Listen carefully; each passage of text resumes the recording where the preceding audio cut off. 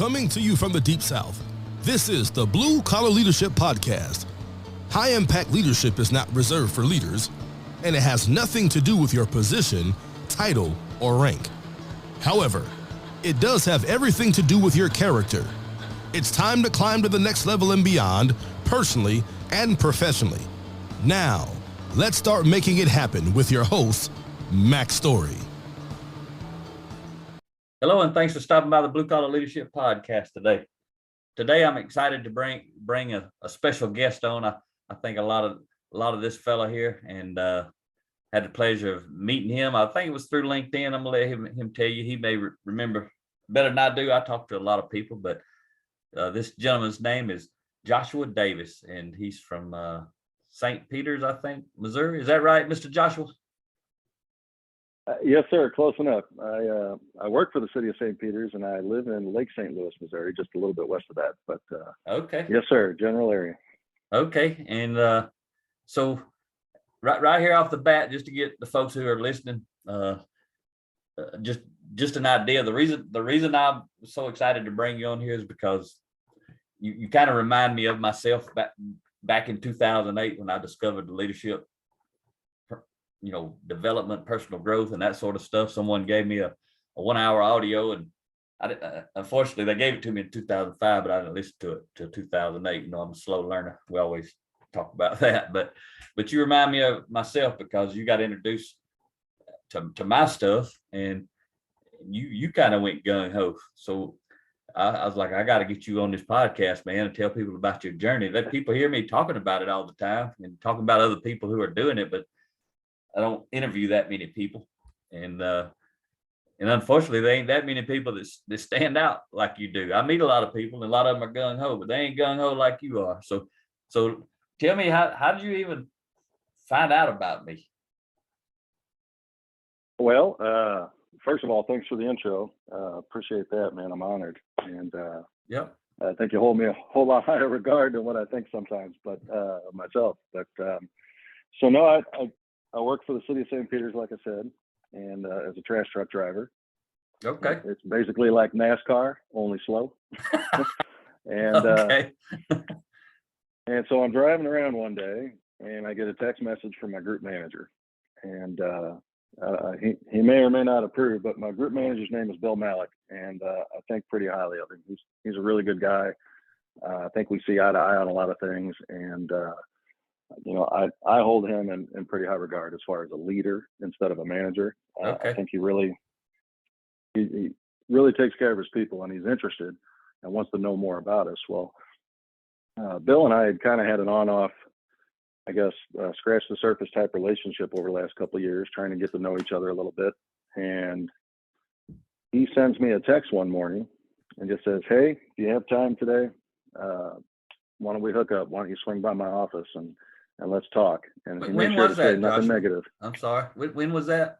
Oh, that was January 20th of this year. Oh, you know the exact date. And, okay. All right. January 20th of 2022. All right. Oh yeah. That date's gonna stick in my brain for a while. Okay. So I ran my route, and I texted him back and said, "Hey, I'm done. I could meet you in about 20 minutes or so." And he said, "Well, come on up." So I go into his office. He sits me down at the conference table, and he just asked me how things are going and kind of catching up a little bit. And he said, "Well, hey, I came across something I think that you might benefit from. I want you to listen to it." So he gets out his phone, starts up the podcast, and he kind of telling me a little bit about you. And starts up the Blue Collar Leadership Podcast. Yes, sir. Okay. And he said, "You're going to love this guy. He's funny as can be. He's got a little twang to his voice, and he goes, I think you're going to like it." I said, "Okay." I didn't know what to expect. So turns on the first one, your intro, your very first episode, and I think we laughed for a couple of minutes after it got done playing, and I was hooked right out of the gate. Just the tone of your voice, your approach, and what you were talking about just resonated with me instantly. And I think from then it just kind of took off, and I haven't stopped yet. It's been a crazy roller coaster, but it's fun. A lot's been going on in the last 4.5 months. So I remember you telling me that story, after you guys listen to it, he asked you to listen to listen to some of them or something, like so many episodes or something. Is that right or no? Well, yeah, he just said, give it a try. Okay. Give me a week or two, listen to a few of them, and get back with me and let me know what you think. Okay. And well, one of the benefits I have of driving around all day is, like you and I've talked about previously, a lot of windshield university. So Yeah. you put the headbuds in and turn on the podcast and off you go. And I've got 6-7 hours every day that I can devote to it. So was able to kind of go through those pretty quick. And I got back with Bill a couple times over the next few weeks after that. And we had some really good conversations. And yeah, it took off. I listen to date, I'm caught up with all your podcasts. 280 something episodes you've listened to. all 284, and I'll tell you, it's hard to wait a week for the next one now. It's like binge watching, but and I don't even know how many hours that is. That's quite a few hours. But yeah, I have no idea, but there are a lot of hours of audio there for the folks who wanted get a degree from Winchell University. That's pretty cool stuff. It's been a lot of fun. And then that turned into books. I've purchased quite a few of your books, and one in particular, not yours, but Stephen R. Covey's The 7 Habits. Yep, my number one. You had made, and you had made reference to that right away in your podcast series, and you went over each habit and told your story about listening to it on your iPod. And I said, well, man, I can't listen to this guy talk about it if I don't know what it is. So I got the book, and that's a hard read, man. Make your head hurt. Oh boy, did it. I spent a little more time in the dictionary, I think, but I got through it. I got to say it that way. The first time I got through it, and like you always say, it's kind of like a fire hose, right? So I'm getting blasted with all this information, and I only held on to a little bit of it. So I'm about ready to start it up again for the second round and dive into it again, and make sure I pay a little more attention this time. But yeah, it's been interesting. So a lot of good information. It's been helping me out a lot. Yeah, that's awesome. And we're going to come back to that and kind of pick back up right there in a minute. But just for the audience, and even for me, I know some of your story, but tell me, if you don't mind, you don't have to share anything you don't want to, but what you said you're driving the trash truck for the city of St. Peters. How'd you kind of get there career-wise when you got out of high school? Kind of what all have you done? It seems like you told me you've done quite a few different things, but we're going to come back. Anybody listening, we're going to come back to get on Joshua's growth journey. But I just want you to know a little bit, and I want to know a little bit more about his background. Where did he come from to get to where he's at today? All right. Well, I'm going to go back a little farther if you don't mind. Okay. That's even better. So my parents bought a house up in Florissant, Missouri when I was 5 years old. Okay. And up there in the Hazelwood School District, it's a suburb just north of St. Louis in North County, St. Louis. And stayed in that house all the way through my education, my formal education years. And at 5 years old, or it might have been 6, I found the first love of my life. My dad signed me up for baseball. Okay. And man, that was it. That was the bee's knees for me, man. Every day in and out ever since, that's all I ever wanted to do. So everything in my life revolved around, the sport of baseball and competition and being the best and working hard and, all that good stuff. And, earned lots of awards and accolades through the years and in high school even. And it got me a scholarship into college, paid for that. But I think the downside, if there is one, is that it definitely made me into somebody that was highly competitive, had to be the best no matter what. Always with that mindset and that work ethic. And when I think I was junior in college, I had hurt my arm. Now, so all those years I'd been a pitcher. Okay. That's pretty exciting. Which that's an exciting place to be on that mound. Well, I always thought so, yeah. Yeah. And the thing I loved the most about it was in that position, you have a certain amount of control over the game. You can control the speed of the game. You can almost control to a certain degree where the hitter's going to hit the ball, things like that. So it just, that's the way I developed growing up, was being in control. Yep. And so junior year of college, my arm blows out, can't play anymore. That career's over, and I got to join the real world, right? Well, here I am joining the workforce with the mindset of, I've always been one of the best. I've always been in control, and it's basically always been my way. Well, that's a pretty hard slap in the face when you join the real world and they say, yeah, that's not really the way it works. So, started my work career at UPS. Okay. And working out of the trucks, doing just manual labor, pulling packages out of the trucks, trained my way up to a sort aisle position. Then I went into a supervisor position. Always wanted to be in charge, in control. And Yeah. so I always worked up to that level. And then I left there, took on a position with Quick Trip, Convenient Marts, Okay. QT. They're all over the place. Yep. And great company to work for. Was there 6 years until I found out that I was really struggling with dealing with people. I kept coming across this common theme of getting frustrated with people, and always thought it was them, right? So Yeah. I left QT and went to work for another company, Overhead Garage Door Company, as a regional salesman, and didn't quite take to that one either. So I left that one after a year, went to into the custom cabinet business with a friend of mine, doing installs and kitchens and baths, things like that. Bounced around doing that for a while, and then and during that time had met my wife, which I'm divorced currently, but we had met back in 2004, and we got married and had my daughter, our first, in 2007. And the cabinet guy that I was working for then had allowed me to take a week off when my daughter was born. And I came back, what I thought was a week was 7 days. He thought a week was 5 days. So he let me go. Wow. And so here I am. I got a brand new baby at home and no job.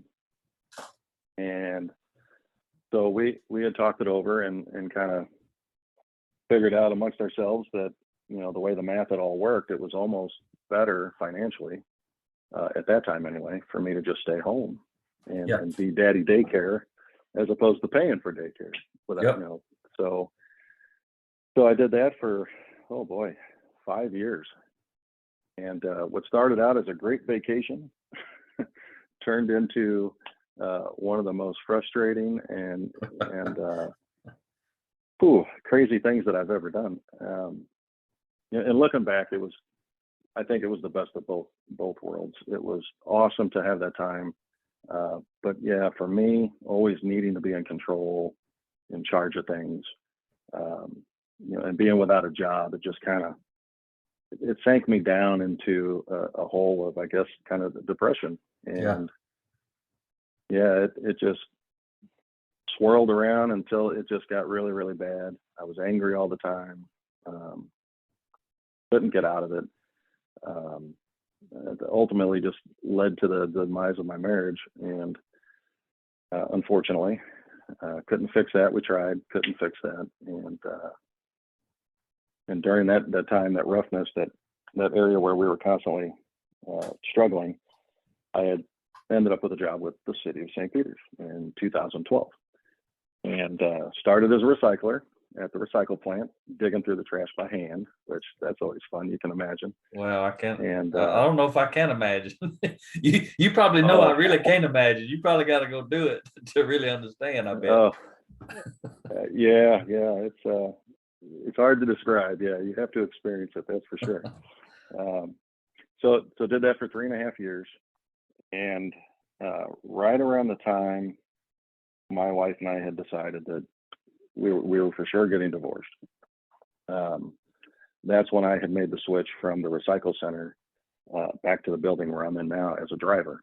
Yeah. And so it was a good thing to get the promotion, but it was a coincidental time of just hurt and pain and anger and just all kinds of bad, that when I walked in the doors at the driver's building, I was just in there burning bridges straight through the door. Yeah. I was not a good person to be around. And I wear my emotions on my sleeve, so everybody knew You what wasn't was hiding it. going on. Oh no, I wasn't good at hiding anything. And my character was probably in the negatives. It was horrible. And so no, I didn't make a lot of friends coming back there. And I've been back there 7 years now. Okay. And it's been a really long road of trying over the years to build those relationships back. But it's been a lot of anger and just bitterness and just trying to get through things day by day. And then back to where we started. Here comes Bill. And Bill introduces me to your podcast, and that was only 4 months ago. And Because I've never we're had a better recording this outlook. on June 1st for the listeners. I ain't sure exactly when it's gonna come out, but June 1st, 2022. Yeah. So basically 4 months ago. Yeah. It seems like forever ago, but it's not very long at all. But yeah, that was the day that everything just, I don't know, it clicked, it changed, and Let me ask something you. resonated with me.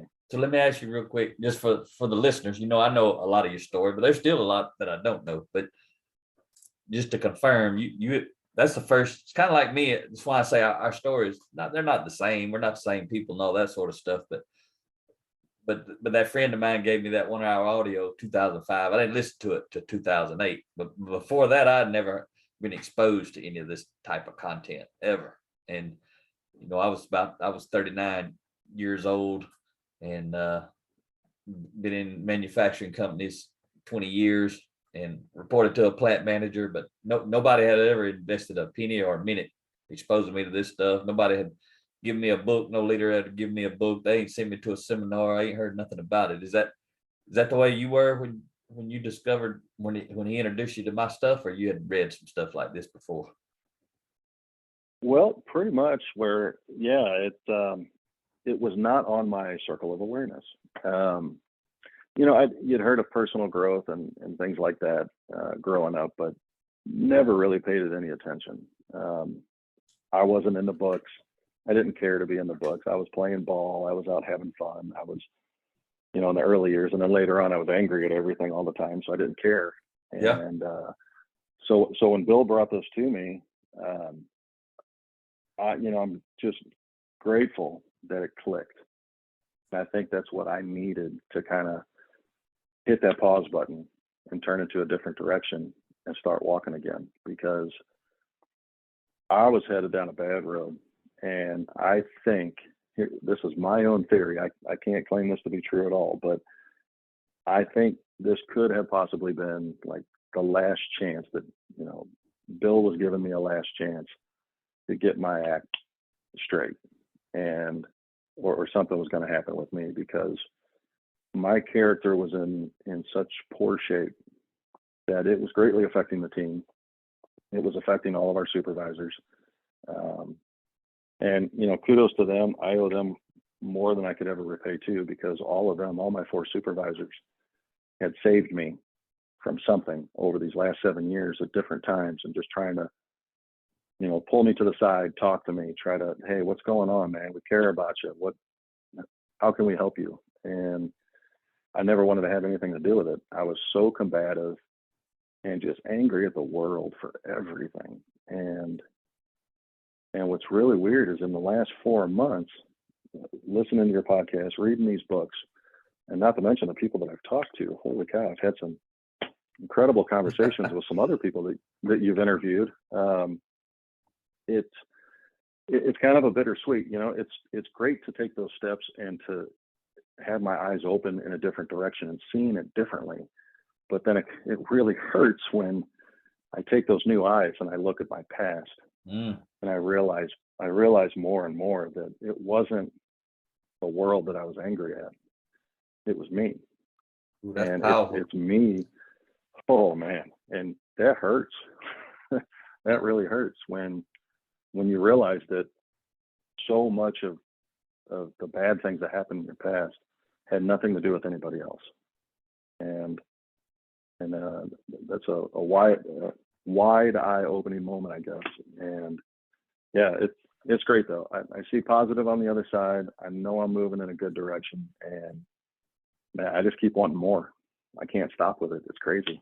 So I'm enjoying it. That's awesome. And you're looking in the mirror, like I talked about on my podcast, and that mirror will put a whooping on you. but like I always tell people, don't use it to beat yourself up, even though that's kind of what happens automatic, unless you really have good leadership of yourself. Then you can just look back and get the lessons. But it's hard when it first starts hitting you. It's hard not to beat yourself up. I mean, I've been there, and I still get there because even when we say we get there, we don't get there all at once. Most of the time we don't claim responsibility for every single thing that ever happened. Usually it's some things, and then later we see some other things, and then later we see some other things, and eventually we get there and realize it was everything. But in the very beginning, most people pick out a few things and that sort of stuff. But that's cool. You're being humble here, and it's pretty powerful for anybody who's listening to hear you share your story, because I don't think the humility you sharing with us, it didn't sound like that's the humility you had prior to 4 months ago. You was a little bit different. Maybe you wouldn't have got on here probably and had this kind of talk. Oh no, it would have been a completely different conversation. You would have hung up on me. Yeah, probably literally though. I would have never wanted you to be on here, right? No, I don't think so. I wouldn't have taken that chance. Yeah. It's go ahead. Oh, to say it's incredible how, once you do accept that humility and that responsibility, I guess, I just saw it today. You posted it on LinkedIn. There was a post where that phrase where, oh shoot, something weighs pounds and regret weighs tons. Oh, discipline weighs ounces. Yeah. And regret weighs tons. Well, I don't know how many tons on my shoulders. And, as soon as this journey began and I started, taking on the responsibility of realizing how much of that responsibility was on my end for all the bad things that have happened, those tons started to float away. Now you can do something about it. Yeah. And that's the beauty of it is, I think I had always been in that area where I thought there's no way out. There is no second chance. This was my one shot. I blew it, and I was miserable. Everything in life was just horrible. I didn't want to deal with anything. I hid from people, go to work, put in your 8, come home, lock the doors. And I'm starting to realize how much of the world out there that I didn't notice before, because this has empowered me to get back into the world and life and be a part of things. So yeah, it's been incredible. That's great to hear. How old are you now, Joshua? Ooh, I'm at the high end of 44. So 44 Magnum. You ready, man? That's right. You got a lot of time though, man.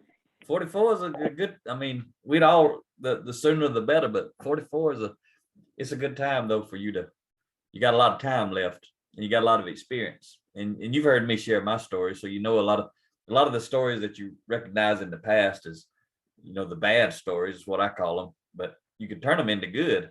Like you've heard a lot of mine. I share a lot of my bad stories, and because I've gotten better and stayed better, I can use those to help other people realize they can change. They got opportunities. And so I'm glad to have played a small role in your life as you start this journey. I never got to meet Stephen Covey. He did that for me, but he did it through his words, in videos and audios and on pages of a book. I never got to meet him or speak to him, but I mean, he changed my life in an amazing kind of way. So let's go back to, you did all that stuff. Bill got you listening to the podcast, and all of a sudden, I think it was LinkedIn. Maybe you reached out to me on LinkedIn. Is that right? You remember?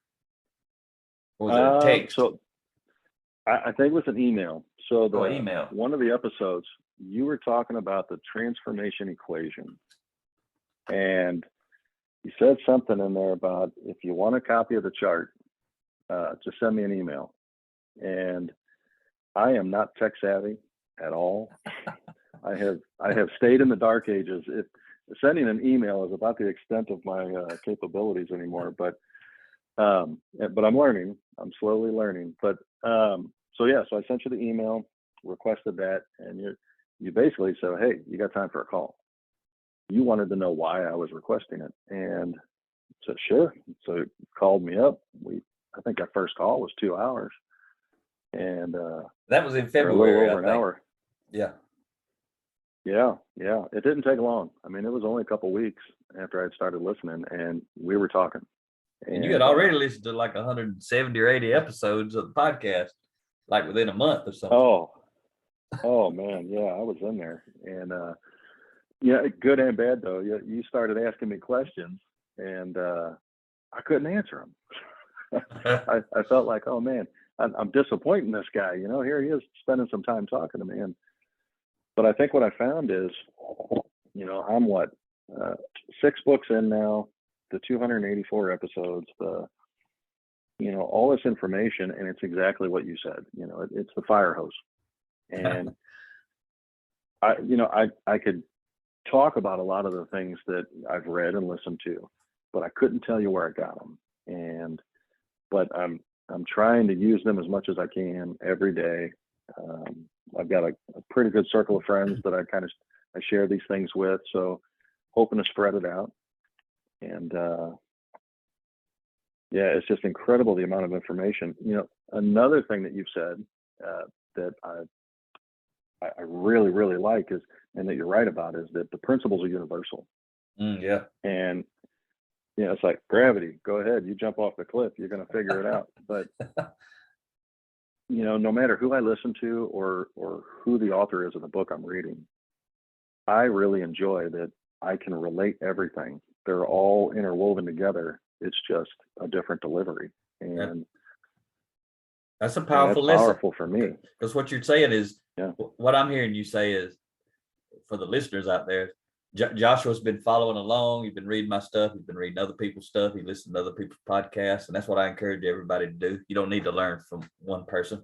Obviously, when you start learning, learn a lot from the person who you're interested in, because you connect with them for some reason. But at some point, branch out and go to other folks. But what you just said was one of the lessons I talk about. Principles apply everywhere. Practices only apply somewhere. And you figured that out early on. So now when you listen to people talk, they may tell a story that ain't got nothing to do with you, but you can figure out the principle they're talking about. It's got everything to do with you, right? You figured out how to peel it back and look for the principle. No matter who's talking, no matter what their background is, no matter what they're talking about, you figure out how it applies to you, right? Oh yeah, absolutely. I mean, at some point it clicks with you and you realize exactly where they're going with it. And it's almost like seeing the future of the conversation. It's pretty incredible. So, but yeah, everybody learns differently. So that would be my recommendation for anybody listening, is don't feel like you're locked in to one source. There are so many sources out there. I'll never be able to read or listen to all of them, but find what fits you and roll with it. It's all about what clicks. Yep. And just let it take you on a journey. It's fun. Yep. That's exactly what we do. We look for people who we align with, and sometimes you'll outgrow people. I mean, I've got people I used to read, and I don't read their stuff anymore. I learned a lot from them, but I kind of outgrew them. And not that I'm better than them or anything, but I kind of outgrew the way that they think, or the way that they teach, or they want to speak, or sometimes I learned something about their character, and I used to be attracted to them until I learned about who they really are, and then I don't want to learn from them, even though they may be teaching good stuff. if I'm gonna learn some good stuff, I want to learn it from somebody with high character, not somebody that's got lower character. So, that can happen sometimes when you meet people. It just depends on who you are as an individual. So we spoke, and you got me fired up when I heard all the stuff you were doing. All right, that wraps up part 1 in this 3-part podcast series with Joshua Davis. Hope you enjoyed it and got some value out of it. Joshua's got some real good stuff coming up in part 2 and part 3 in the coming weeks. So next week in part 2, he'll be talking about driving down, taking a 10, 11-hour drive south and coming to actually hear Rhea and me speak. First leadership event he's ever been to. And he'll be talking about that, his experience with that. And then he'll also talk about how he's integrating his growth and development into actually growing and developing his children. He's got a 12-year-old son named Luke, 14-year-old daughter named Morgan, and he's going to be talking to you about his interactions with them relative to his personal growth and leadership development journey. So I hope you come back next week and listen to part 2. Talk to you next time. Make it happen or someone else will. It might as well be you. Are you serious about taking your career and your life to the next level and beyond?